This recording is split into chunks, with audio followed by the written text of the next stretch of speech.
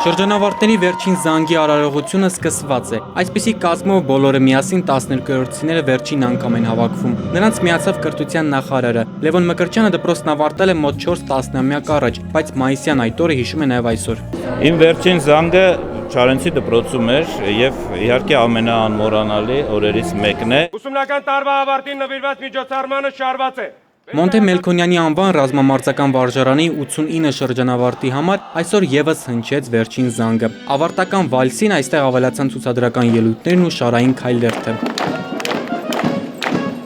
Կուրսանտ շրջանավարտներն իրենց ուսումը կշարունակեն ռազմական այլ ուսումնական հաստատություններում։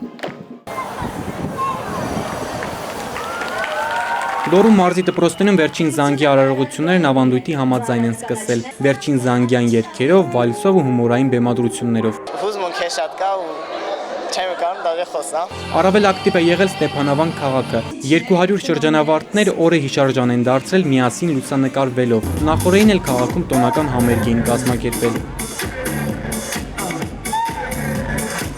Շիրակի մարզում վերջին զանգը հնչել է մոտ 2000 շրջանավարտի համար։ Գյումրիի երկրորդ ավագ դպրոցի վերջին զանգյան միջոցառումն անցել է հայրենասիրական երգերով ու ասմունքով։ Ավարտական ցերեկույթին մասնակցել է Շիրակի մարզպետը։ Շարունակեն ուսումը, դառնան լավ իրենց ընտանիքներին, մեր երկրին պիտանի մարդիկ։ Ընդունելության քննություններին մի քանի օր կա, կհասցնեն պատրաստվել։ Այսօր միայն շնորհավորանքներ են ու տոնական տրամադրություն։ Վիտալի Գրիգորյան, Խաչատուր Եսայան, ժամը լրատվական։